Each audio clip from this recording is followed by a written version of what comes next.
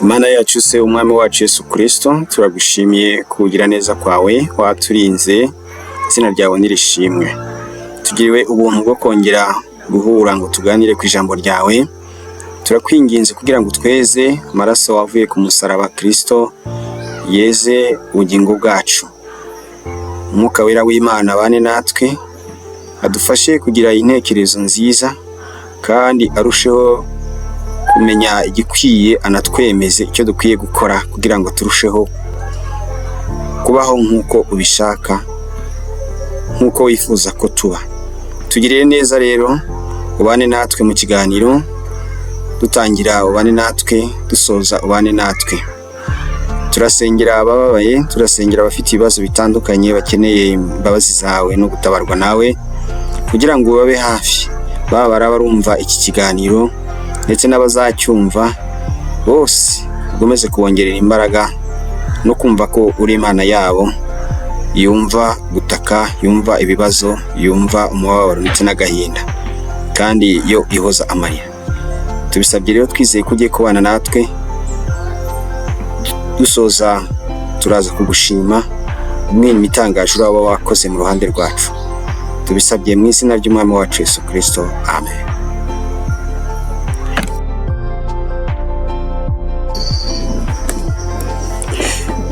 Bavandimwe mu mwami wacu Yesu Kristo, turabaramukije cyane mu izina rya Yesu Kristo. Murakaza neza ku buhamya bw'Abizera TV. Uyu munsi turi kumwe mu ijambo ry'Imana riboneka muri Zaburi y'ijana. Turahera ku murongo wa mbere kugeza ku wa 5, aho turasobanukirwa impamvu dukeneye gushimira Imana mu mibereho yacu ya buri munsi. Turaganira yo ku ngingo igira iti ibanga ryo gushima Imana. Turasoma Zaburi y'ijana, turahera ku murongo wa mbere tugere ku murongo wa 5.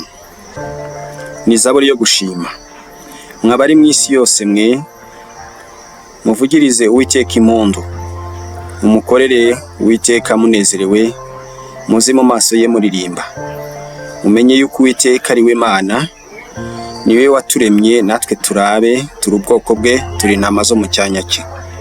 Mwinjire mu marembo ye mushima, no mu bikari bye muhimbaza. Mumushime, musingize izina rye, kuko Uwiteka ari mwiza, imbabazi ze zihoraho iteka ryose, umurava we uhoraho ibihe byose. Amen.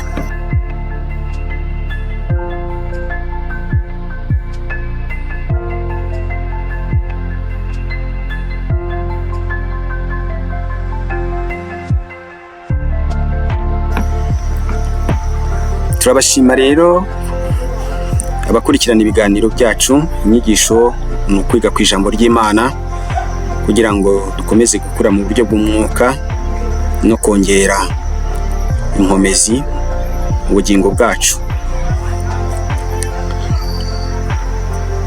Muri ijambo ry'Imana tugiye kuganiraho, turabonamo inyigisho ndetse tubonemo n'ingero zishobora gukomeza kudufasha gusobanukirwa inyigisho.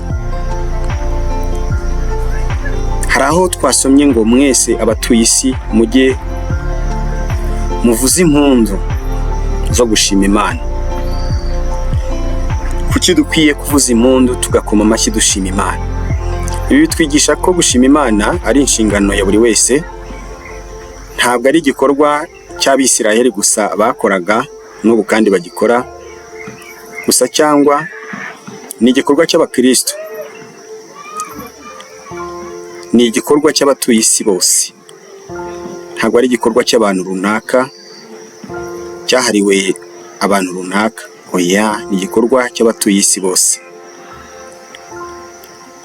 Tubona nk'urugero mu buzima bwa buri munsi, hari ibyo tubona dushobora gukuramo urugero. Murebe namwe iyo umukinnyi w'umupira w'amaguru atsinze nk'igitego, murebe uko ikipe yose, abafana iki bose baje kureba umupira, urebe ukuntu bishima cyane. Barishima cyane, bakavuza induru, bagakoma amashyi kubera igitego gitsinzwe n'uwo mukinnyi. None se Uwiteka uduha ubuzima, uduha amahoro n'umwuka wo guhumeka, ntabwo dukwiye kumuririmbira tukomera amashyi ndetse n'impundu nyinshi ndetse buri munsi? Ibyo biradukwiye nk'abakristo, nk'ibiremwa byaremwe n'Imana. Twaremwe n'Imana, dukwiye guha Imana icyubahiro, tukayishima, tukayivugiriza impundu, tukayiririmbira, kubera ko idukorera byinshi byiza uko bwije n'uko bukeye. Hano aho twasomye ngo mumenye yuko Uwiteka ari we Mana, niwe waturemye natwe turabe. Imana si imigani gusa, oya, ahubwo ni umuremyi wacu. Kuba turiho si impanuka, ahubwo nyine nuko turiho kubw'umugambi w'Imana. Guhera kera mu ntekerezo z'Imana, mu mugambi w'Imana yari dufite umugambi wo kubaho. Dushobora kubisobanuza nk'urugero, aho tubona nka wa mwana ubaza se atese papa kuki ntagomba kwambara inkweto z'umuntu mukuru, aho papa amusubiza ati impamvu utagomba kwambara inkweto z'abantu bakuru nuko nakuguriye inkweto z'urugero rwawe. Uko niko n'Imana iduha ibyacu bidukwiriye mu buzima bwacu bwa buri munsi. Ikindi kandi nuko nyine turi abana b'Imana. Hari naho twasomye ngo muze mu marembo ye muzanye amashimwe, no mu bikari bye muzanye ishimwe. Ahangaha tubona ko dukwiye kumenya ko igihe cyose tuje imbere y'Imana tuje gusenga cyangwa se dusenga, tugomba kuba dufite umutima wo gushima imbere yo gusaba, tukirinda guhita dusaba tutarashima. Icyo nicyo Imana ishaka. Dushobora kubisobanuza nk'urugero, ibaze nkawe iyo winjiye mu rugo rw'umuntu wenda wakugaburiye ejo hashize, mbese wakwinjira uhubutse utangira gusaba n'ayandi mafunguro ako kanya utarashimira n'ibyo baguhaye ejo? Biba ari nko gusuzugura. Nuko natwe iyo tuzanye isengesho imbere y'Imana tugomba kuza tubanje kuyishimira ibyo yadukoreye, kugira ngo Imana nyine ibone ko dushima, dufite umutima wo gushima. Gushima ni byiza, mashimwe. No mu buzima busanzwe natwe ubwacu iyo umuntu adushimiye kucyo twamukoreye twumva tunezerewe, birafasha mu gushima. Ni n'igikorwa cyo guhamya neza mu by'ukuri ko wanyuzwe n'ubufasha wahawe cyangwa n'ibyo wakorewe byiza. Twongeye gusoma kandi aho ijambo ry'Imana ryatubwiye ngo kuko Uwiteka ari mwiza, imbabazi ze zihora iteka. Mu by'ukuri Imana ntabwo ihinduka. Ibyo yerekanye kera cyangwa yakoreye basogokuruza bacu kera byari ubuntu bwayo. N'uyu munsi rero iracyabikora no muri twe. Icyabikora no muri twe, dukorera byinshi uko bwije n'uko bukeye, kandi turabibona. Iyo turyamye tukabona turabyutse, hari benshi batabashije kubyuka. Iyo duhumeka tukabona duhumeka. Iyo turwaye tukaba turiho, Imana ikabana natwe ikadukiza. Ni ingero nyinshi zigaragaza ko Imana ibana natwe. Niba se w'umwana amurinda mu bwana bwe, ntabwo ashobora no kumureka ngo arimbuke no mu gihe akuze. Uko niko na Data wo mu ijuru adufasha mu buzima bwa buri munsi gutera intambwe umunsi ku wundi, umunsi ku munsi. Icyo dukwiye kwibuka bene Data rero ni iki?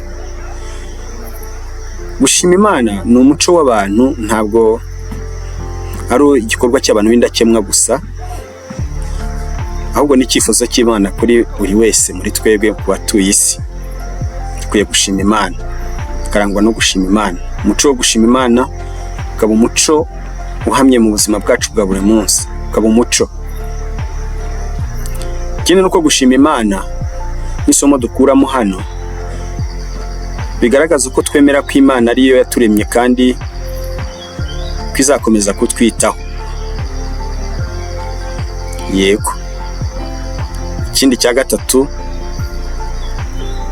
nuko umuntu ashimira, ko umuntu agenda ashimira, ko umuntu agenda ashima, niko umutima we wuzura amahoro n'ibyishimo. Burya mu gushima havamo n'ibyishimo, hakavamo n'amahoro n'umunezero. Dushime rero igihe cyose tuje imbere y'Imana, turangwe n'umuco wo gushima. Bavandimwe rero, iyi Zaburi y'ijana itwigisha ko gukorera Imana bihera cyane cyane ku gushima. Tujye tuyishimira mu byo itakoze n'ibyo twumva ko ari bike yabashije gukora, kuko byose bigira umumaro mu mibereho yacu. Dusenga rero, dusoza twasenga dushimira Imana ko yabanye natwe. Mwami Yesu Kristo, turagushimira kuba uri Imana yacu, uduha byose dukeneye. Dufashe kugira umutima wo gushimira buri munsi, kugira ngo ubudahemuka bwawe bwigaragaze mu buzima bwacu bwa buri munsi. Twize ijambo ryawe ko gushima ubwabyo bituma tugira amahoro ndetse n'ibyishimo muri twe. Udukomeze kandi utwigishe, twe kujya duhora gusa tureba ku byo utakoze n'ibyo twifuje ntibikunde. Kuri Imana y'urukundo, uri Imana nziza, uherangwa no kugira neza ibihe byose. Ukomeze rero kudushyigikira, iri jambo rigire impinduka mu mitima yacu, tujye duhora turangwa n'indangagaciro zituruka kuri Kristo. Tubisabye mu izina ry'Umwami wacu Yesu Kristo, amen. Ubutumwa rero nakongera gutanga, niba iki kiganiro ubona cyakugiriye umumaro, ntukibakirwe kugisangiza abandi, aho nawe ubwawe ukanda like, ugakora na share, aribyo bisa kugisangiza abandi, ndetse no kwiyandikisha ku baba batari biyandikisha bakora subscribe kuri YouTube Ubuhamya bw'Abizera TV, kugira ngo ukomeze kujya ukurikirana inyigisho nziza zijyanye n'ijambo ry'Imana. Imana ibahe umugisha.